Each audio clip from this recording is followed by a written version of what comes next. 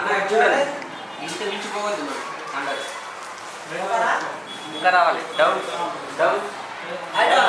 three down ఒక్క నిమిషం three down చాలు వేస్ట్ అంతే ఇలా వచ్చేద్దామా అటు సైడ్ ఇటు సైడ్ అది కాదు అదే అలా బట్ట తడుపు పెట్టుకోండి